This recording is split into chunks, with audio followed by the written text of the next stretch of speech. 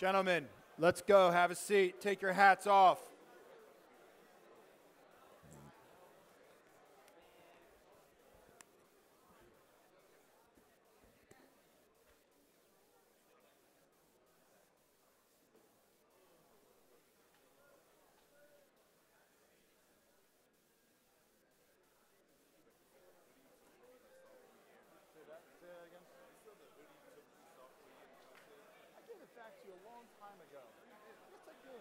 I definitely don't have it. Okay, it's lost in my room. It's lost in your office. I'll tell you one thing. It's not lost in my office. It's lost in your room. Guys, come on down and have a seat.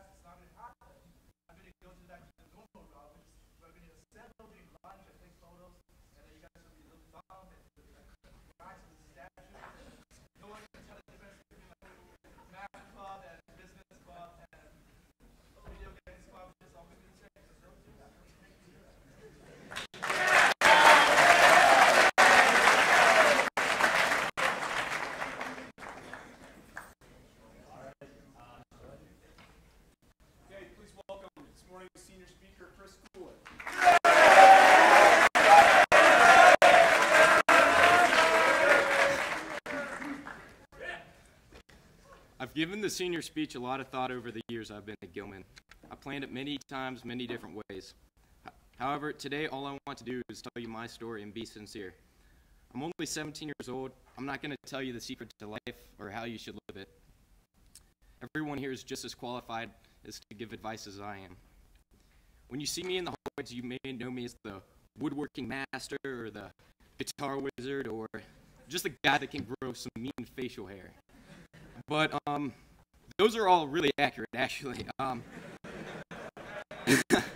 However, I'd like to tell you how some of those came about.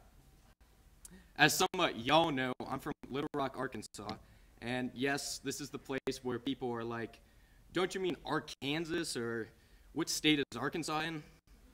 To answer those questions, Arkansas is the state, and it was established before Kansas, which means Kansas pronounces their state's name wrong, all right?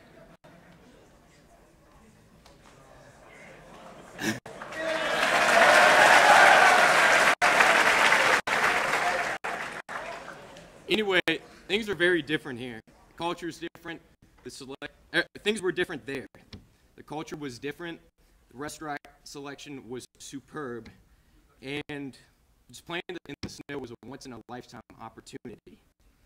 As for me, when I lived there, I played the violin. I had a great group of friends, and I overall felt fulfilled. I can hardly remember any negative experiences. This all changed when I moved to Baltimore for my dad's job. Probably for many of you, moving from one state to another doesn't seem like a huge deal. But when you transition from familiar to foreign, it's tough. It's hard to understand this when you haven't been through it. Baltimore was a whole different feel for me. Not only did I move during the biggest snowstorm of like the decade, but I didn't know anyone. I didn't know what was normal in the north, and I didn't know how to say hello without being creepy.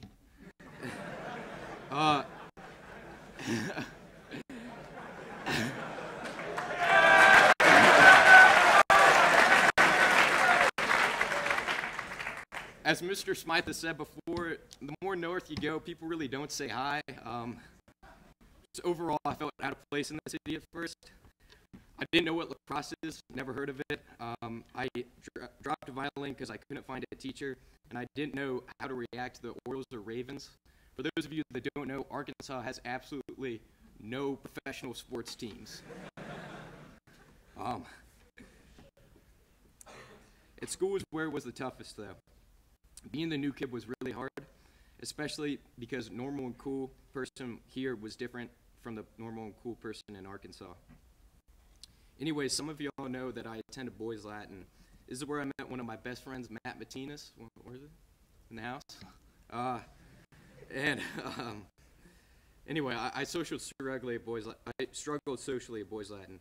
I felt awful every day I came home, so I took the initiative to change schools. After a long and intensive process, I finally arrived at my second home, Gilman. Despite it being a huge academic climb, coming from Boys Latin,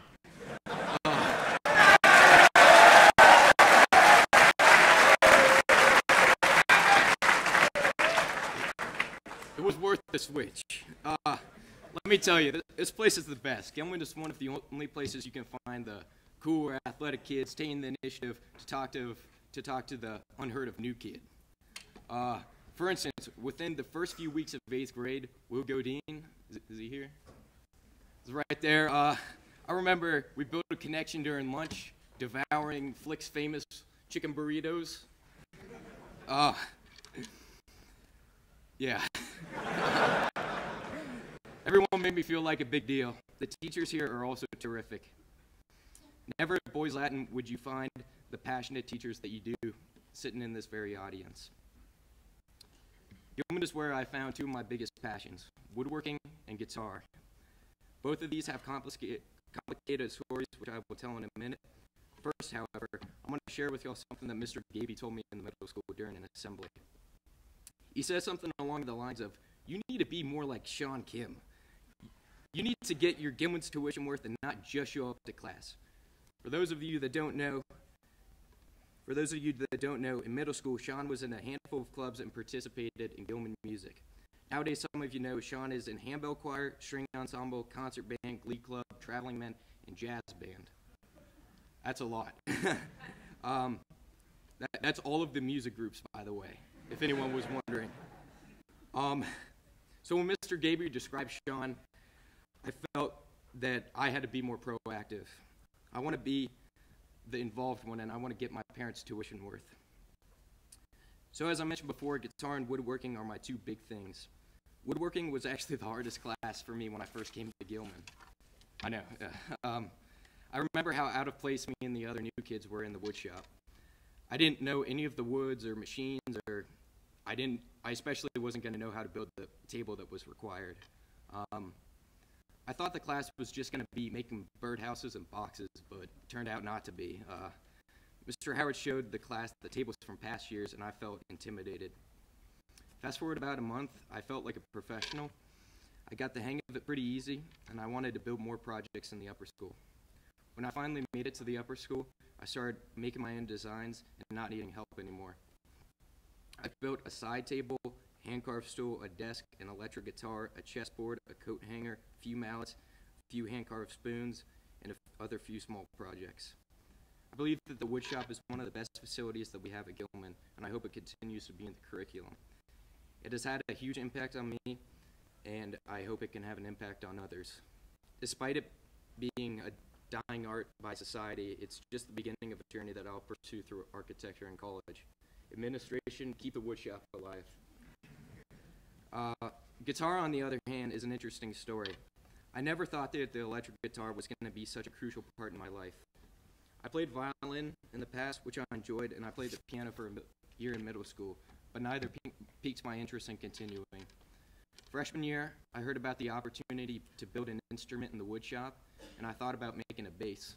So I went to the Guitar Center to try bass, but I realized it wasn't for me. For the most part, when you play the bass, most people don't say, "Oh, I know that song," or anything like that. So I decided to pick up the guitar. I took lessons from Baltimore jazz fusion guitarist Carl Filipiak. He's a great guy. And I came very far in my music. In 10th grade, I joined the jazz band, and I've loved playing in it. It's always fun to jam and solo with my bandmates. Like woodworking, I'm happy that Gilman offers this program. If only music here was an emphasis like sports, it'd be perfect. I wish we played long and as frequent as we do with athletics, but I don't have too much say in that. All I can do is jam at home every day, which I do for about 30 minutes to an hour on the weekdays and about 1 to 2 hours on the weekends, sometimes more. What I can say about Gilman is that this place has been truly magical. During my years in Arkansas and at Boys Latin, I would have never imagined my future.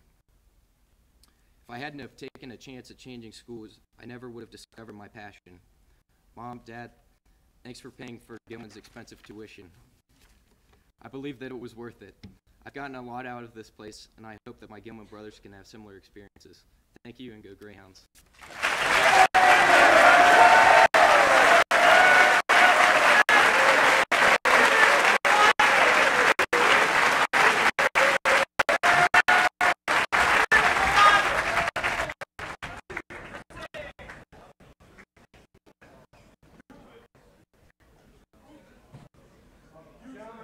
I'd like to shift gears a little bit. I've been going to a lot of meetings recently over the last 3 or 4 days, actually over since September, about a number of things.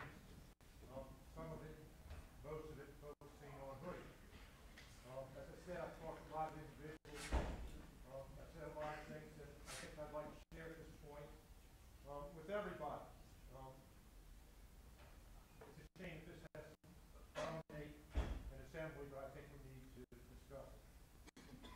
First of all, if you look at just about every private school handbook is on the internet, and I've looked through almost every one of them, and every one of them, whether you believe it or not, does have a hoodie. I also like to remind you that rules change, okay, and enforcement changes. I think there's good examples. I grew up out that direction, Green Spring Valley Road and Caseroad, actually Garrison Park Road intersect. 3/4 of my life, there was no stop sign there. I used to go through that intersection all the time. They put a stop sign up. It's never been there. I stopped, however.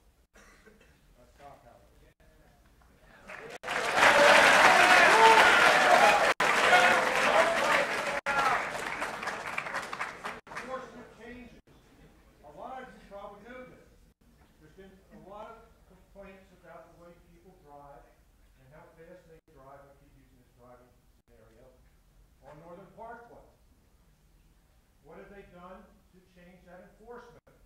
Cameras. They have put out cameras. Yes. It's pretty much paying for Baltimore City's budget. As I said, you probably know. But to get back to my point, obviously I said rules change, enforcement change. People have asked, what are the reasons behind the hoodie rules? It's been discussed 1,000 times, but I'd like to throw out three specific ones. One, and the most important, and the one that we emphasize, is that we do want a professional atmosphere in this school. Okay? Hoodies do not provide that. It is to facilitate your learning. We know this for a fact because when we have a dress down day, the discipline referrals go up significantly. So there is a direct correlation. Okay? I also want to make the point, which I know I've made before, that you think about yourself, generally speaking, and not the whole student body. One hoodie probably won't make that much difference, but 435 will. And at the same time, you've got to recognize that visitors and parents looking at Gilman for a perspective, particularly from Boys Latin, okay, sometimes make their judgment as to when they come to school by the appearance of the student body. So there's lots of reasons behind the atmosphere we want to create.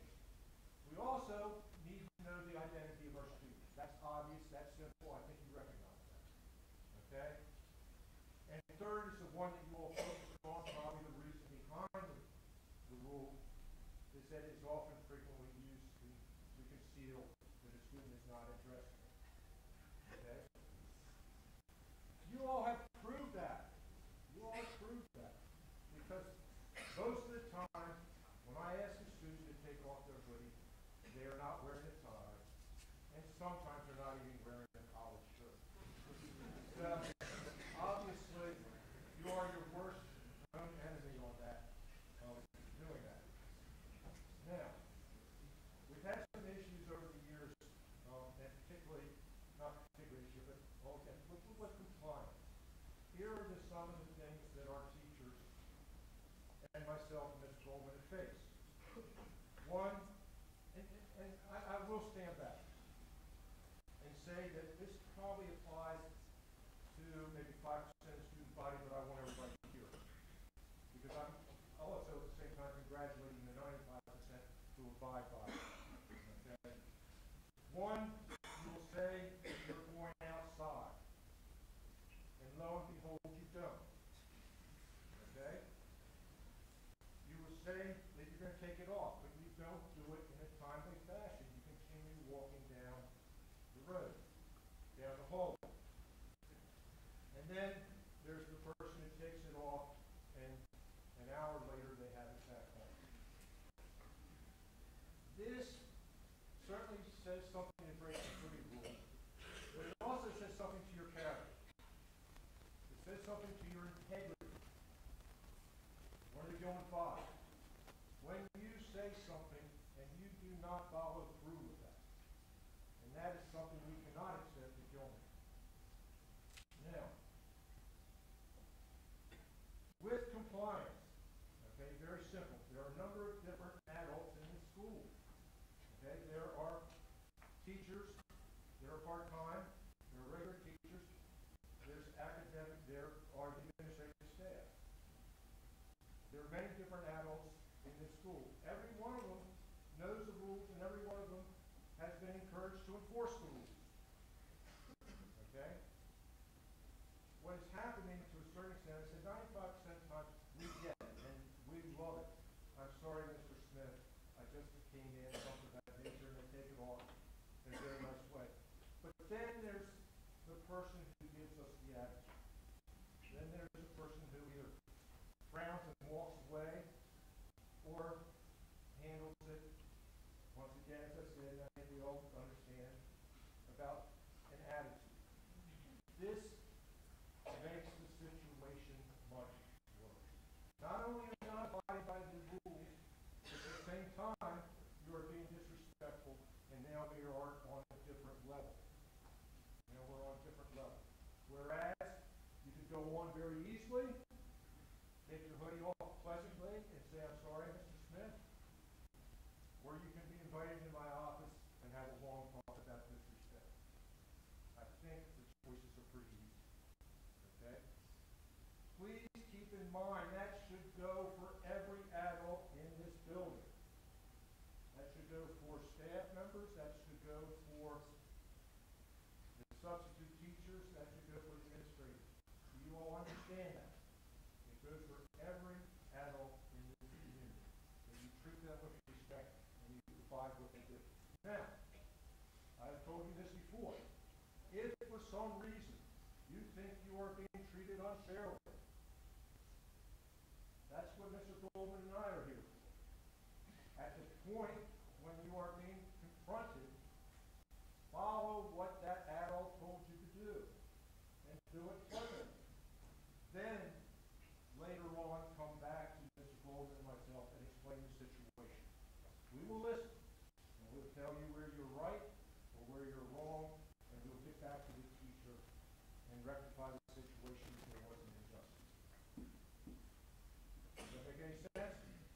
I think it does. Follow up on a few other points of emphasis. I'll be brief. Since we're in assembly, please always make sure you're sitting in the right assembly seat for attendance purposes. Lately, I'm going to shift to the elevator use. We've had a lot of people taking elevators they shouldn't. And again, it feels like it's not a big deal to do this. However, we're having a direct impact on people who really need the elevator. Maintenance ends up waiting for it to access it. They can't access it in a timely manner, preventing them from doing their job. So please, only take the elevator if you have to. The school store, be mindful of how we're shopping in the school store. There have been some suspicious activities. Just be careful about that. Finally, shoes. Inclement weather has been a problem. We were doing a great job September, October, November. Let's get back to it. Brown or black dress shoes. So find your school shoes and wear your school shoes. Get back to these basic dress codes of Gilman. And last but not least, for those who are using VPNs, if you're using a VPN, please stop or disable this on your device.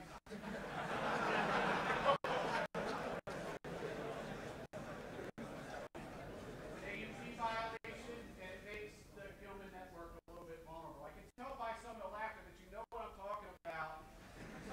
It's concerning on the sense that we seem to be doing a lot of this, right? And we need it to stop. So tech services and monitor, we can look into it.